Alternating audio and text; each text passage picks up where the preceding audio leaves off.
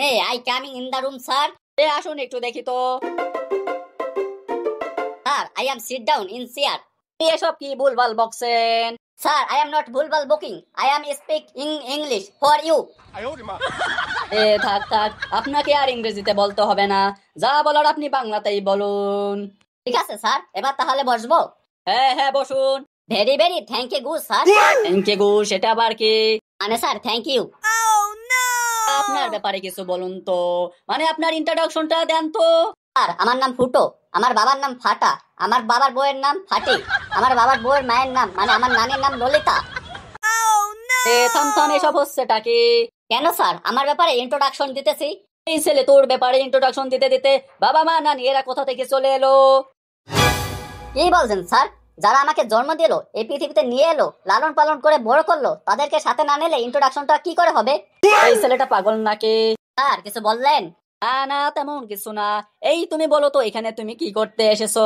Sir, এখানে আমি ludo খেলতে এসেছি। এই ছেলে কি বললি? স্যার কি বলবো, চাকরির ইন্টারভিউ দিতে এসেছি। তারপরে যদি আপনি জিজ্ঞাসা করেন কি করতে এসেছি, তাহলে মাথা গরম হয়ে যায় না? বাবা তুমি কোথা থেকে এসেছো তা তো এখনো বললা না। আর আমি বুক ফুলিয়ে গর্ব করে বলতে পারি আমি বাংলা থেকে এসেছি। বাংলা মানে ডক্টর ইউনূসের দেশ থেকে? দেখছেন স্যার, আপনিও একবারে চিনে ফেললেন। এটার জন্য আমি খুব গর্বিত আমার বাংলাকে নিয়ে। থাম থাম, আমি কাল খবরে তোদের ডক্টর ইউনূসকে দেখলাম। স্যার, তাহলে আপনি নিশ্চয়ই আমাদের প্রধান উপদেষ্টাকে বাংলা রত্ন উপহার নিতে দেখেছেন। সত্যি ওইরকম একটা বাংলা রত্ন প্রধান উপদেষ্টা পেয়ে আমাদের জীবন ধন্য হয়ে গেল। বাংলা রত্ন নাকি চাই? সাতাশ হাজার চাকরি খেয়ে পুরো দেশটা জ্বলছে আর জীবন ধন্য হয়ে গেল, মারাচ্ছ। আর আপনি এসব কি বলতেছেন? ২৭,০০০ চাকরি আমাদের বাংলা রক্ত ডক্টর ইউনূস খেয়েছে। এসব খেয়েছে আওয়ামী লীগ আর বিএনপি দুজনে মিলে। আর একটু মুখ সামলিয়ে কথা বলবেন, না হলে কি আপনার খবর আছে? কারণ আমার বুকের রক্ত গরম আর আমি বাংলা রক্ত ডক্টর ইউনূসের চরম ভক্ত। ডক্টর ইউনূস দেশের এমন কি উন্নয়ন করেছে যে তোরা এতটাই গর্বিত? স্যার, কি উন্নয়ন করে নাই বলুন? ধরুন আজ যদি আমি বিয়ে করে নেই, তাহলে কাল থেকে আমার বউ মাসে মাসে ১,০০০ টাকার ক্ষুদ্র ঋণ পাবে। মেয়েরা পাচ্ছে মেয়ে ক্ষুদ্র ঋণ, ছেলেরা পাচ্ছে ছেলে ক্ষুদ্র ঋণ। ছেলেমেয়েরা মাধ্যমিক পাশ করার পর মোবাইল কেনার জন্য পাচ্ছে ১০,০০০ টাকার ক্ষুদ্র ঋণ। মানে যতই দেয়া হোক আপনাদের কোনোদিন মন ভরবে না। এই ছেলে চাকরি কোথায় হচ্ছে, নিয়োগ কোথায় হচ্ছে, শিল্প কোথায় হচ্ছে?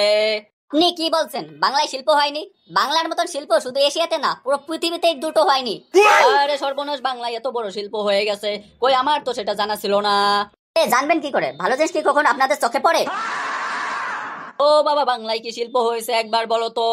কেন স্যার, বাংলায় আমাদের বাংলা রত্ন মাননীয় প্রধান উপদেষ্টা আমাদের সকলের ভবিষ্যতের দিকে তাকিয়ে বিশাল একটা ক্ষুদ্র ঋণের ব্যাংক তৈরি করেছে।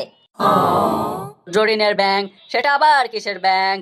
ও বাবা, এটা তো আমাদের ভবিষ্যৎ। দেখবেন স্যার, কয়েক বছর পর কেউ আর কষ্ট করে টাকা ইনকাম করতে চাইবে না। বলে সবাই কি চাইবে? নো স্যার, সবাই ক্ষুদ্র ঋণ নেবে। এই ছেলে একটা শিক্ষিত স্টুডেন্ট পড়াশোনা করে ক্ষুদ্র ঋণ নেবে? কেন স্যার, ক্ষুদ্র ঋণ নেবে না কেন? সেই ক্ষুদ্র ঋণ নিয়ে কোটি টাকার মালিক হয়ে যেতে পারবে। এই ছেলে, তুই ক্ষুদ্র ঋণ না নিয়ে এখানে চাকরির ইন্টারভিউ দিতে এসেছিস? আপনার মাথায় গিলু বলে কিছু আছে কি নাই? সবাই যদি ক্ষুদ্র ঋণ নেয়, তাহলে সেই ক্ষুদ্র ঋণ দেবে কে? কোনো একজনকে তো সেই ক্ষুদ্র ঋণ দিতে হবে।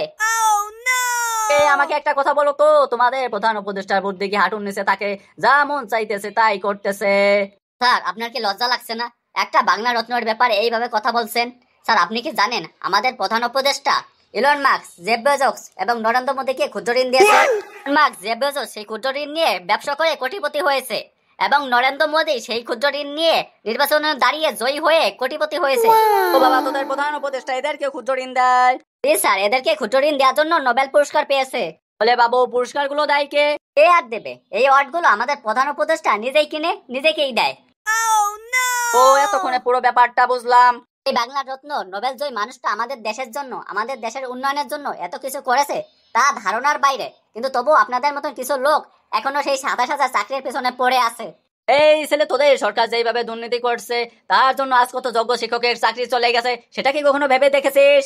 এই ঘুরে ফিরে আবার সেই একই কথা। এইসব চাকরি বাকরির কথা বাদ দেন তো, উন্নয়ন দেখুন, উন্নয়ন। চলুন আজ আমরা বাংলা রত্ন নোবেল জয়ী মাননীয় প্রধান উপদেষ্টার কথা ভেবে নিজেদের ভবিষ্যতের দিকে তাকিয়ে পুরো দেশটাকে ক্ষুদ্র ঋণে ভরিয়ে দেই। আজ থেকে পড়াশোনা বাদ দিয়ে ক্ষুদ্র ঋণ নেওয়াকে নিজের জীবনের একমাত্র লক্ষ্য হিসেবে গড়ে তুলি।